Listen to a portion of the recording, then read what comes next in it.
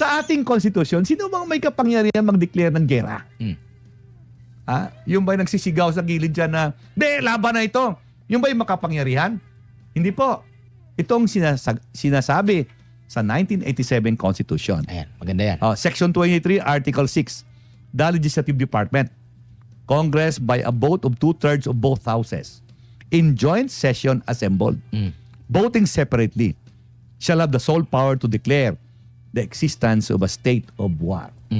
Now, gusto ko pa, dalhin pa kayo dito sa Declaration of Principles and State Policies, nakalagay Principles, Section 2. Partner, nakalagay ganito Tama. The Philippines renounces war as an instrument of national policy and adopts the generally accepted principles of international law as part of the law of the land and adheres to a policy of peace, equality, justice, freedom, cooperation, and amity with all nations.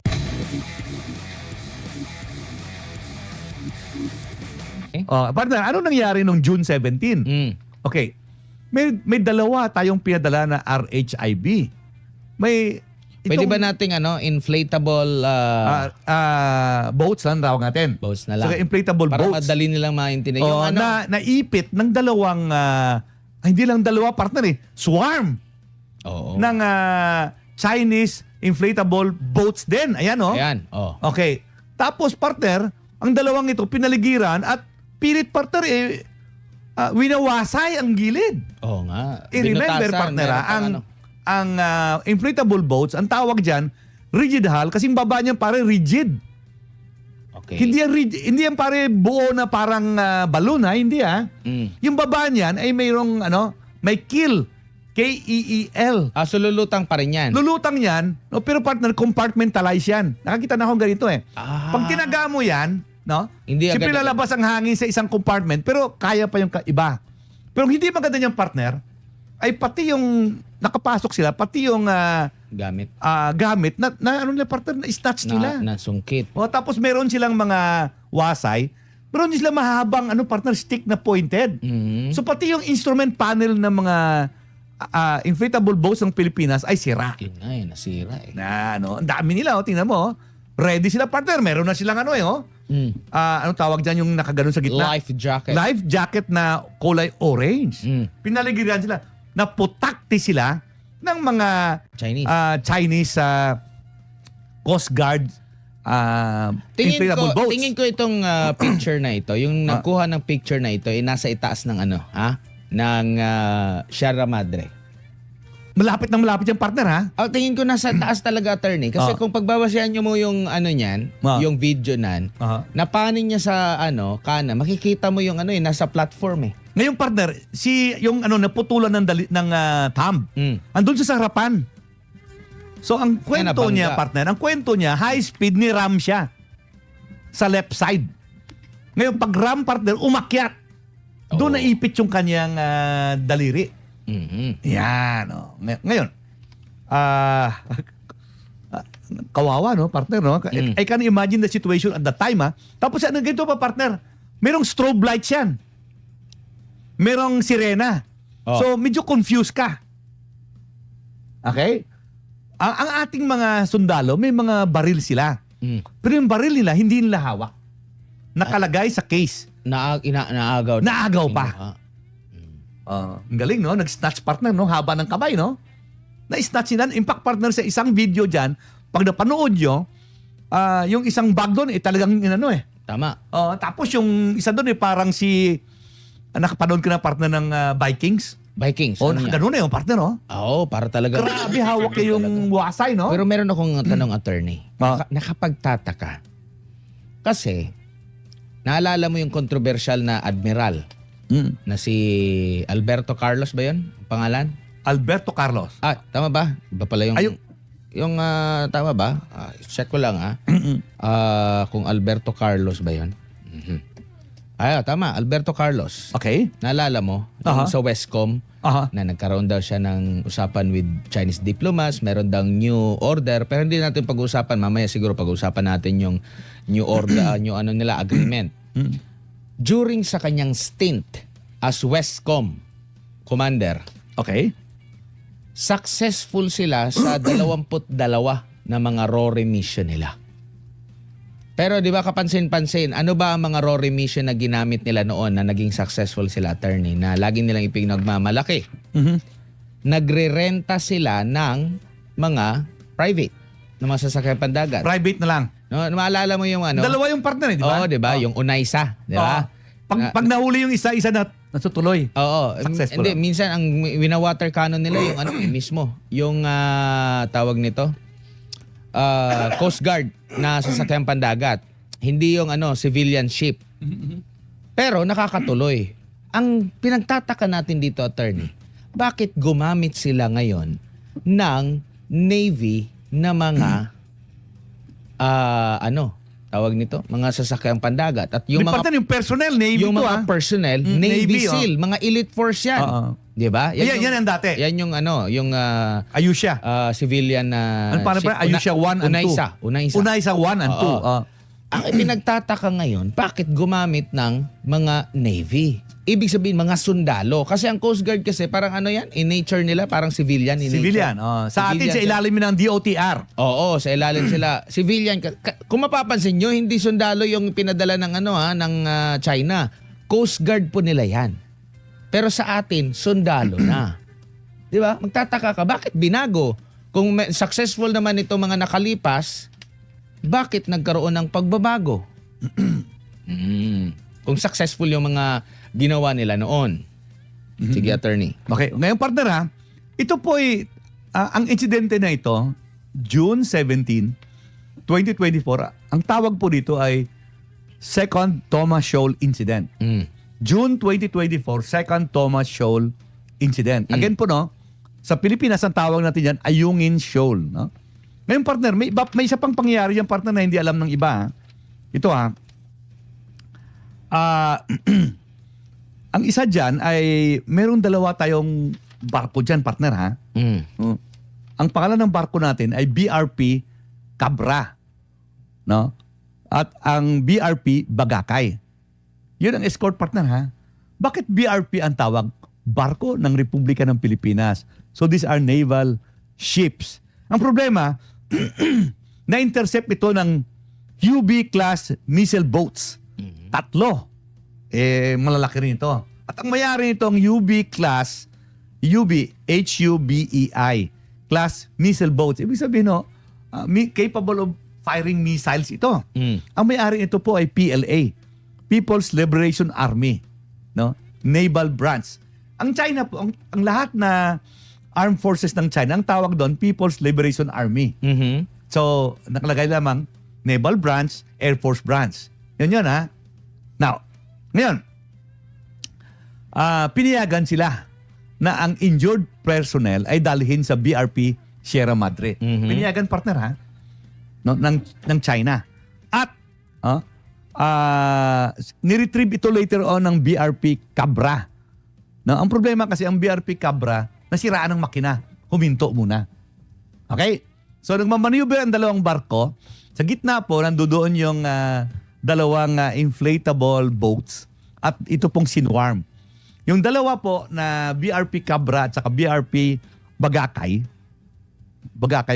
ay binabantayan naman ng 3 missile boats ng People's Liberation Army Navy. Ayan, no? So makita mo yung more or less ma-imagine mong nangyayari, no? Ang malalaking barko, hindi po makalapit 'yon. Otherwise, babara din sila. O partner ha? Ang makalapit lamang ay itong mga inflatable boats.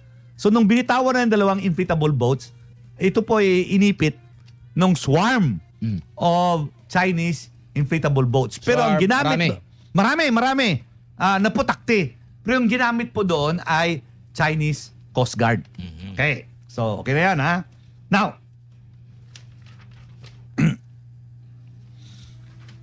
itong hindi maganda ito, partner, nung June 18, na-clarify ngayon, itong report, partner ha, June 18, ha, may allegation na ngayon dito na binord na nila. Ha? Boarding ha, Pero dyan, pag nakita mo dyan, partner, hindi ko alam kung binoard, ha? Kasi magulo, partner, ang video na yan, ha? Doon ay parang snatching lang, di ba? Pero dito, may statement na boarded na sila. Sumakay na. So, iba yun, ha? Para sa akin, iba yung interpretation na yun, ha? Nagkagulo na, magsuntukan, kayang-kaya na gumamit ng puwersa, sinakyan pa ang boats o hindi ko ba tawag na barko, partner, no? Boats lamang, inflatable boats ng Philippine Navy. Maliit na sasakyang pandagat. Ano ang sinabi ng China Daily, citing China Coast Guard spokesperson Gan Yu. Ito yung bata, partner. Ito the China Coast Guard took control measures in accordance with the law, including issuing warnings, boarding Philippine vessels, and conducting inspections. So, iba na yun. Medyo ano na tayo doon, ha? Meron pa nga sinabi si Rizal Taveros, kinidnap daw eh. Kinidnap. Sabi ko, tao ba yun para i-kidnap? Kinidnap yung barko. Kinidnap daw yung barko. Pero may ibang karnap, dognap, dognap, boatnap, bangka-nap, or inflatable nap. Ano ba? Partner, delikado kasi ang nap, tutulog ka eh. Di ba? Bihira lang kasi Take a nap. nagkakaroon ng ganyan. Mga pirata lang ang magawa. Ang Okay. tawag naman ng Pilipinas, illegal ang boarding. Okay. Illegally boarded. Yan ang version natin ng kwento. Now, ito pang version natin ng kwento. They came aboard wielding bolos, knives, spears, acting like pirates. Hindi siguro bolo, partner. Ang bolo sa atin lang yun eh. Sundang? Baka ano lang yun. Punta sa atin na yun eh. Pero meron naman talaga nakikita. Ginaganon eh. Kita mo yung partner? Parang ano yan eh. Parang sinasabi nila na parang pirata. Sino bang nagsabi na parang pirata na sila? But partner, ito si General Browner, ha? Oo. Pero, General Browner, ayan o. Ayan, Diba? partner, yung gitna. Tingnan mo. Yung hawak ng bolo yun. yan. Palakol. Hindi bolo, partner. Axe. Wasay. Wasay ba? Wasay na maliit. Oo. Okay. Wasay is palakol. Okay. Now, sa mga nakikinig sa atin nanonood, no? Iba yung wasay na sa... Partner, nakakita ka naman ng wasay doon sa may fire hose. Malaki yun. Oo. Iba yun. Hindi Ito ba maliit yan lang. yung hindi ba yan yung nilalagay sa sa parang minsan sinasawsaw mo sa sa sashimi? Yung ginamit na wasay? Wasabi pala yun. Ikaw talaga. Well, ang alegasyon Maliit sa na atin. palakol. Maliit na palakol. Palakol. Axe. Hindi po natin baby ba? wasay siguro. Baby wasay. Kasi may baby Ang armalite. wasay kasi attorney is Ilonggo term. Ang wasay? Tama ba? Ilonggo term ata, palakol yung Tagalog. Ganun ba? Tapos minsan, pag sinabi mong wasay, sa unahan lang yan ng Makati eh. Ganun ba? Oo, wasay. Mali. Okay. Ngayon, Yung partner, Pasay pala yun. By this time, lumabas na, partner, June 20. Lumabas na. 8 ang barko na ang boats ng Chinese Coast Guard na nag-swarm dyan against 2 of ours. Ilang tao yan, hindi mo na mabilang kasi magulo na eh, tingnan mo. In fact, partner, pag nakikita ko, parang rumble eh, no? Oo nga. Pero hindi natin kasi, nakita yung full video. Bakit ayaw ipakita ng full video? No, hindi ko makita, partner eh. Ito pang ko, partner Sinong kumukuha ng video?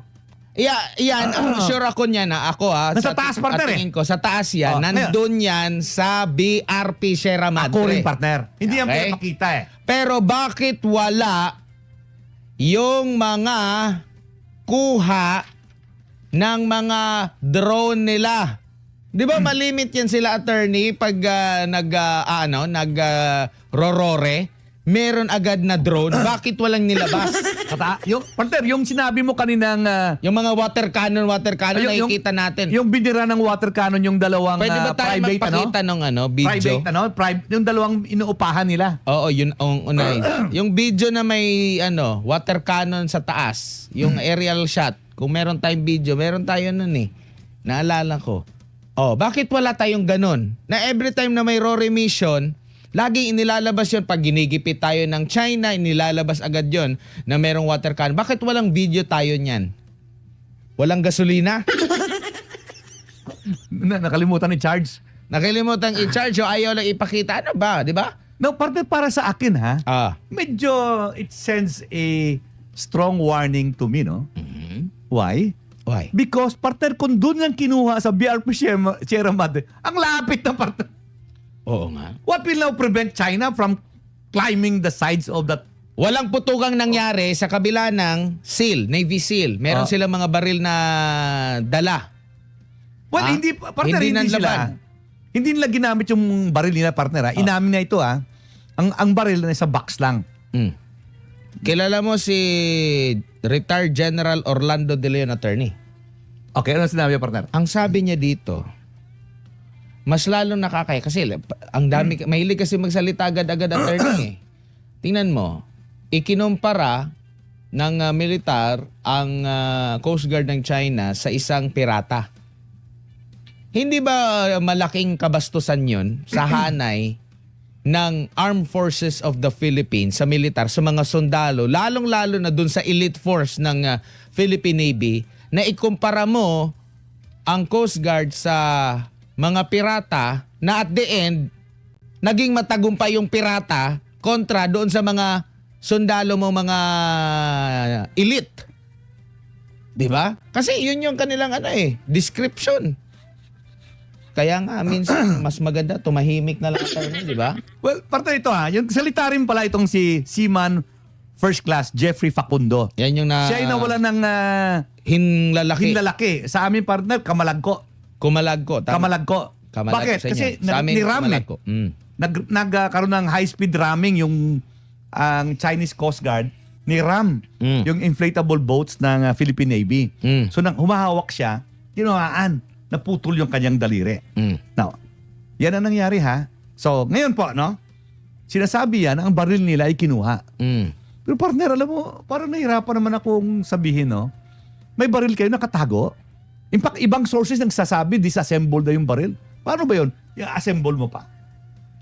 Hindi ko alam Pero normally, pag Navy ka, meron kang baril, di ba? Handa ka. Bakit Naval personnel ka. Una-una nga sa lahat, bakit Navy yung pinadala mo doon? Well, partner, hindi ko, yan ang tanong ko rin sa sarili ko. Kasi Bakit Navy? sa mahabang panahon, Coast Guard. Coast Guard talaga yung... In fact, partner, meron pa yung mga BFAR vessels. Oo, tama. So, hindi ko Civilian naman in nature yan. Di ba meron niyang huwag kang mapadala ng mga gray ships kasi iba na yung doon Ang tawag yan, attorney? Iba na yung impression pag sundalo na yung Padala ka na, para escalation yun Escalation. So ito escalated na ito. Okay, hindi natin mapipigil ito So, ngayon ito nagbatuhan daw ng corals. Although ibang sources nagsabi, Corals na. nagbatuhan ng bato ang ginamit. Oo, wala namang bato yata doon Wala, sa... coral. Hindi naman pwedeng mag-June 24 kayo doon. Batuhan kayo ng tubig. Di ba? San Juan. No. Pero malay mo, may stonefish doon na to. Bato din. Ngayon ito Next. yung yung Veterans Federation of the Philippines, well, pinuri nila yung mga kasapi ng Philippine Navy na kasama doon sa dalawang inflatables, Oo, matapang din yun. Hindi rin basta-basta yun. So sabi nila, sila po ay humahanga doon. Now, dinescribe rin nila ng acts ng Chinese Coast Guard, barbaric. So, pirates, barbaric, parang pare-pareho yung mga nun. Di ba? Now, ang huli nito, nagpadala ng note verbal ang Pilipinas at nagprotesta doon sa nangyari. Okay, ano yung note verbal?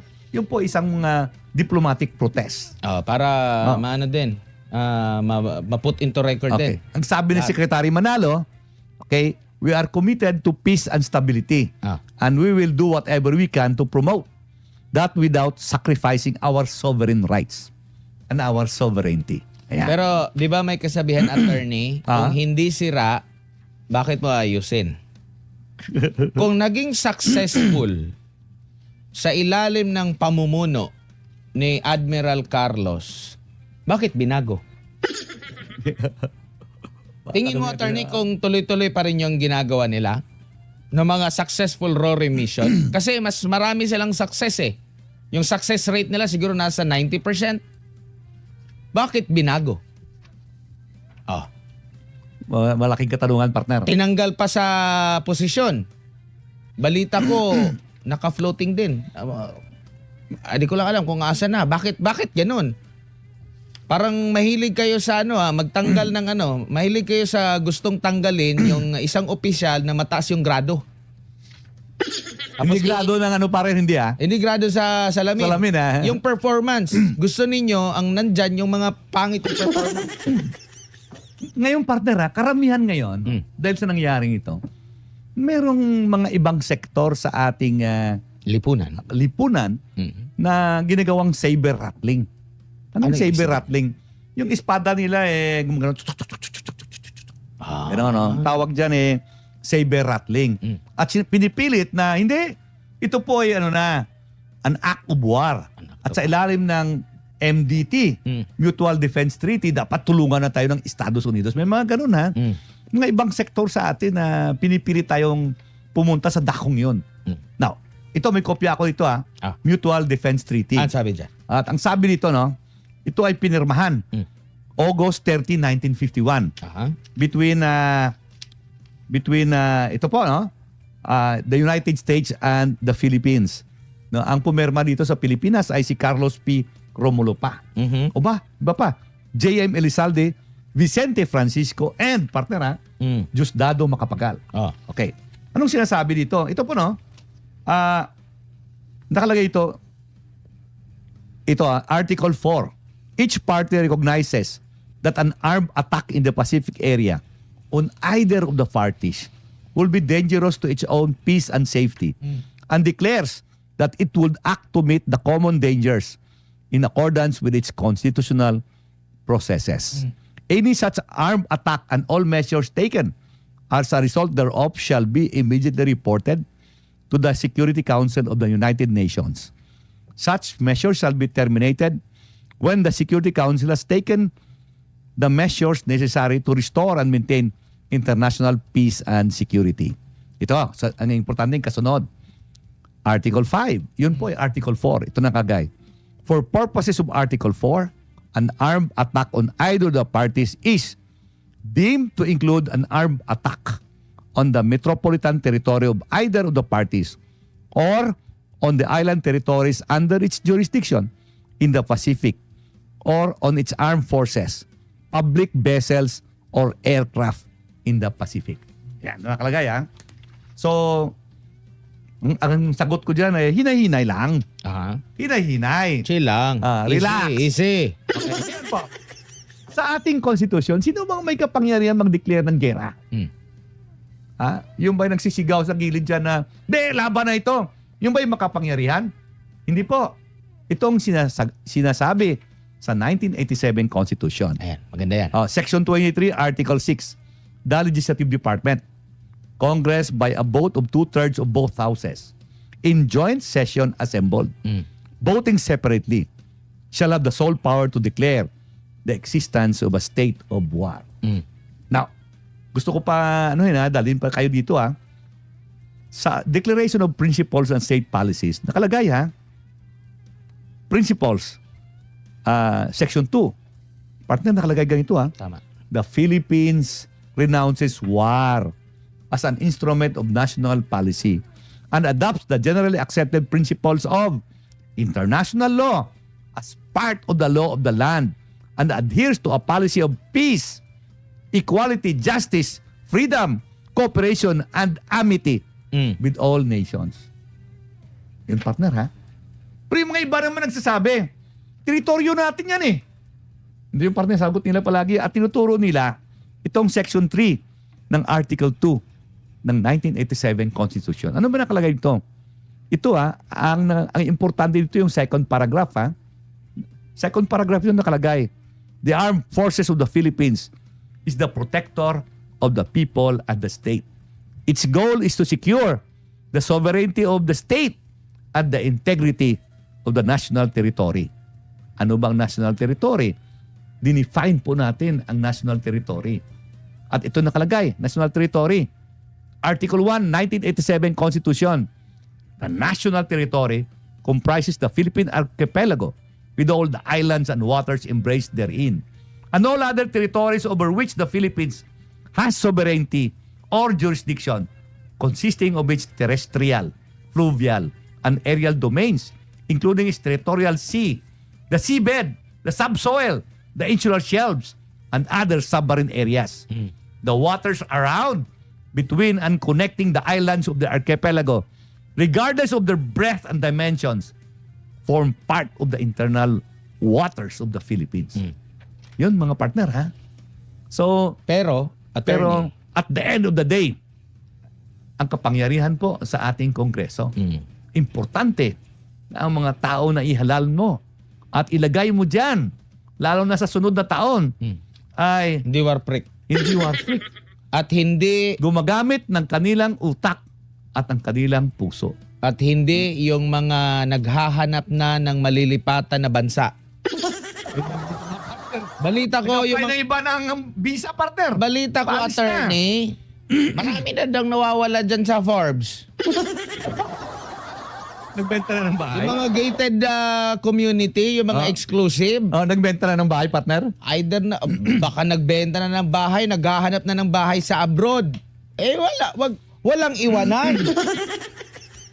Lahat doon sa mga matatapang sa social media na lalo nagpapa-ignite din dito sa issue sa China Sea. Ang tanong, nakapag-enlist na ba kayo bilang reservist?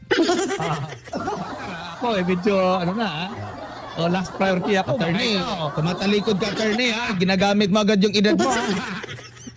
Pero ito, attorney, Okay, ito, partner. real talk. Yung lugar na yan kung saan kiniklaim ng Pilipinas, Okay. sa mata lang yan ng Pilipinas. Hmm. Pero sa mata ni China, sa mata din yata ni Vietnam, sa mata ni meron din silang claim dyan.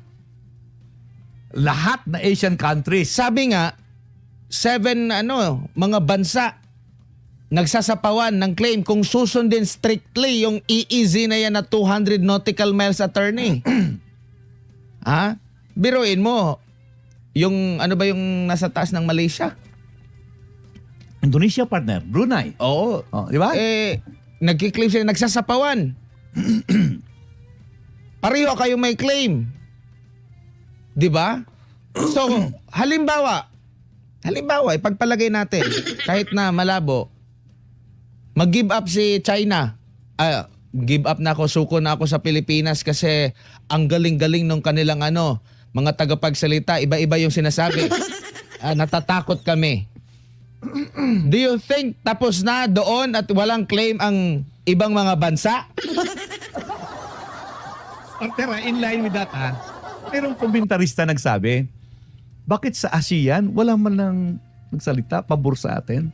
Eto, Ah, may sagot dyan yung isang Ano, dating foreign ministry spokesperson? chief ng Singapore. Okay, ano sabi, partner? Ito yung sagot niya. Hindi ako spokesperson, napanood ko lang yung interview niya. Okay. Ang sabi, noong panahon, kasi sabi na natin, di ba, na-establish natin, yung lugar na yan, maraming mga bansa ang nagkiklaim niyan, attorney. Hindi lang Pilipinas at China. Okay? Yan yung tandaan natin. Ang sabi nung nakalimutan ko na yung pangalan nung Ng Singapore yan. Ministry of Foreign Affairs. Noong lumapit ang Pilipinas sa arbitration versus China, hindi nila kinonsulta ang ASEAN. Okay? Now, na nagkakagulo dyan sa Pilipinas at China, gusto nang isama yung ASEAN. Magsalita naman kayo, ASEAN. Magsalita naman kayo. Noong panahon na ikaw ay naghain ng arbitration na sinasabi nga one-sided kasi hindi naman lumahok yung China, di ko nga alam kung mayroon ba talaga arbitration na nangyari, attorney, na di ba pag pupunta ka ng barangay, di ba may mga problema sa napang barangay lang, attorney? Halimbawa, ano bang mga malimit dyan? Katarungang pambarangay. Yung maingay yung namin, kapitbahay, Kapitbahay mo, yung may karaoke, grabe na, 10 oras na ng gabi. Pabarangay kita! Pabarangay. So merong yan? Anong tawag yan? Yung maghaharap-harap kayo. Lupon. Lupong tagapamayapa, di ba? Mariresolve ba yan, attorney, kung isa lang yung dumalo doon? Ay, hindi. Kasama yung kabila. Parang ganyan ang nangyari. Hmm. Face to face. TV show. Tapos, pagpunta natin doon, si Pilipinas lang ang andon. Tayo pa nga ang nagbayad para sa sa role ng China. So one-sided na 'yon. 'Di ba? Now ngayon, Oo, ay huwag kang mag-alala, atin ang oras. Now ngayon, ang Pilipinas, sabi mo nga, humihingi na ng tulong, na kumukuha na ng attorney? Partner? Ang tawag Ng visa? Dili, kumukuha ng simpatsya? Oo, partner. Kasi ang ASEAN daw hindi tumulong eh. Nung panahon ba na naghain ka, nagkumonsulta ka ba? Sisirain mo ba yung magandang relasyon ng ibang ASEAN country sa China? Alam mo ba, attorney, tayo daw ang may ironclad commitment, di ba? Sa US. Narinig mo yun, di ba? Lagi yung sinasabi ng US. Ironclad commitment. Alam mo ba, yung Google, alam mo yung Google, attorney, di ba? Oo. Si Google ay maglalagak ng puho ng bilyon-bilyong piso sa Malaysia. Hindi sa atin. Hindi sa atin. Bakit ka naman Nag-invest sa Malaysia, hindi sa Pilipinas. Hindi. Amazon. Doon din. Yung may-ari yata ng Amazon, pinakamayaman ngayon sa buong mundo. Di ba? Uh-huh. Kapit-bahay din natin sa Pilipinas. Nako po. So ano nang mangyayari? Iyan po ang resulta. Okay. Kailangan may paninindigan ang ating pinuno, attorney. Kailangang matapang, pero hindi ibig sabihin na matapang na sasandal kay kay tawag nito, kay Uncle Sam. Ang suggestion, kahit si PBBM, attorney, kahit si PBBM nung panahon na siya'y presidentiable, kasi maraming nagsasabi ang presidentiable BBM at President BBM ay magkaiba. Ang sabi niya doon sa Debate. Deep. Tatlong pamamaraan ang makakaresolba dyan sa nakikita niyang solusyon. Una, gera. Pangalawa, yung arbitration, yung mga opsyon ha. Pangatlo, yung bilateral na usapan. Una, gera. Talo tayo doon. Hindi pwedeng gamitin. Pangalawa ay tawag nito, yung arbitration. Hindi rin pwede gamitin doon, attorney, kasi nga hindi nga kinikilala ng China. Ang pangatlo, yung bilateral na usapan with China. At nabanggit din niya sa interview kay Boy Abunda nung sabi niya, hindi niya kailanman papayagan na makialam ang US sa issue na ito. Ang tanong, nangyari ba yan? Wala.